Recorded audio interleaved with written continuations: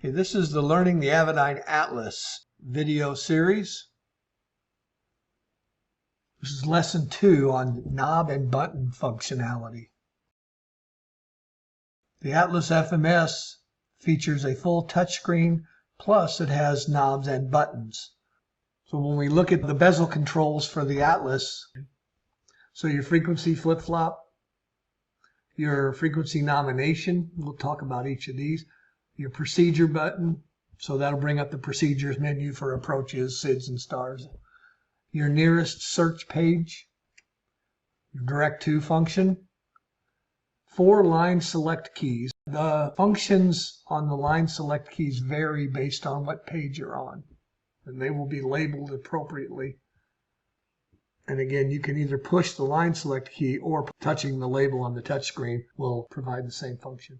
These are your dedicated page function keys and the associated tabs. Right now we're on the FMS page and the flight plan tab, and you can see all the other tabs are plainly labeled.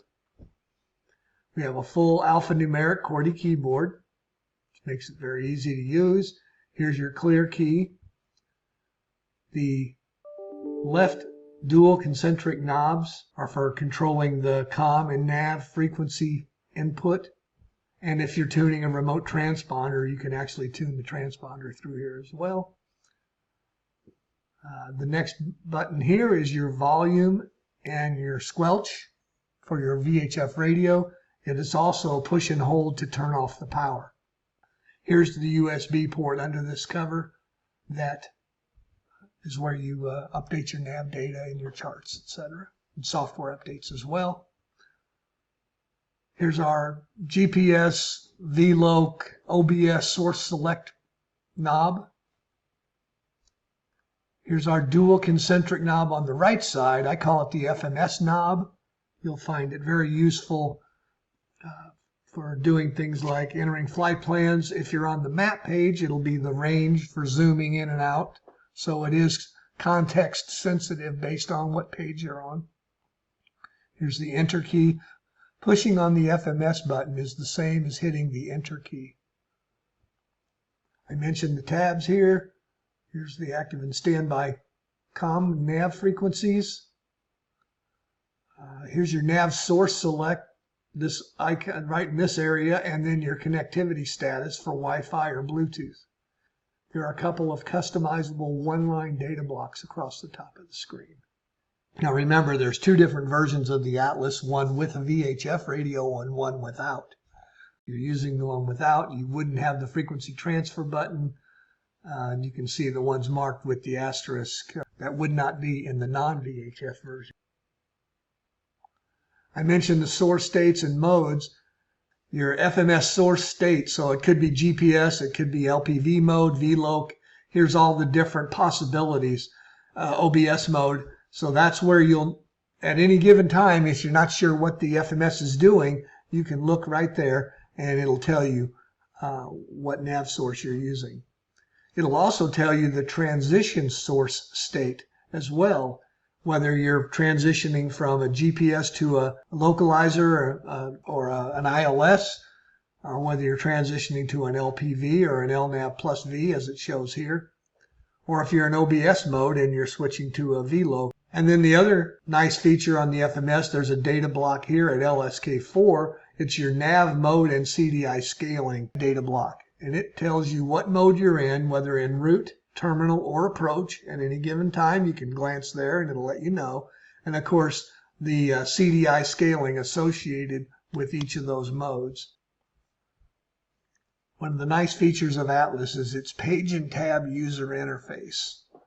And what that means is we've got the main pages on these 2-way rocker switches. In this case, I've got the FMS page selected, and there's a set of tabs associated with it. If I were to reach over and touch the MAP page, then I would have a different set of tabs associated with it. These are 2-way rocker switches, so I can move between the tabs by moving left and right on the rocker switch, here and here. Of course, because it is touch, I can also just touch any tab. So I can get to any page in 1 or 2 clicks. The same holds true for the auxiliary pages, the utility pages, and the data link pages. There's also what we call a side tab, depending on the screen you're on. Here we're looking at the TAWS page, and if I hit that side tab, you'll notice the data blocks pop out. Here we've got a flight plan plus map, and here we've got NRST+MAP. Let's dig into that a little further. I'm cruising along and I'm on the map page and I'm on the map tab, which means I've got a full screen map.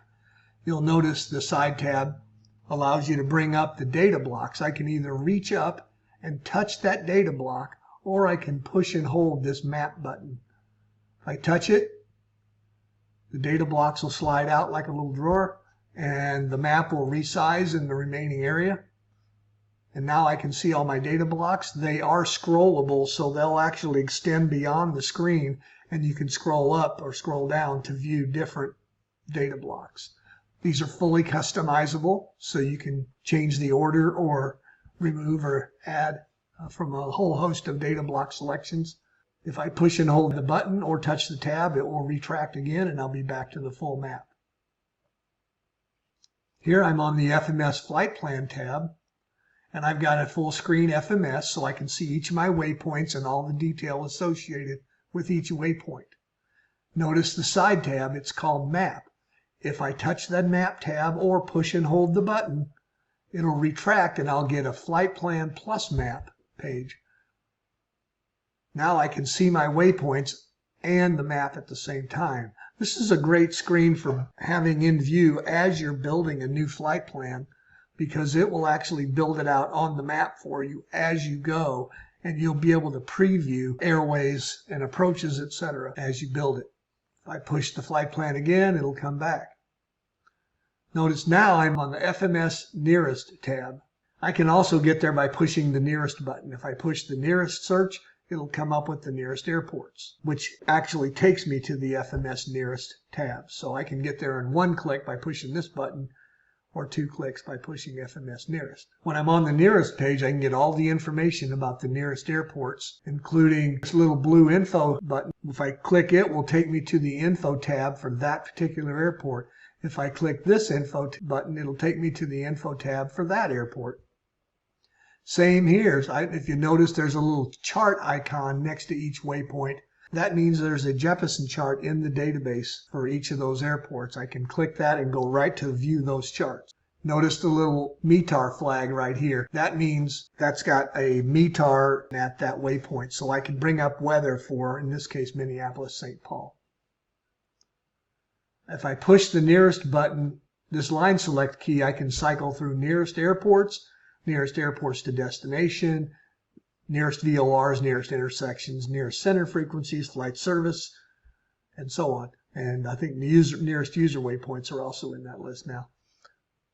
If I reach up and touch the side tab or push and hold the FMS button, I can get the nearest plus map.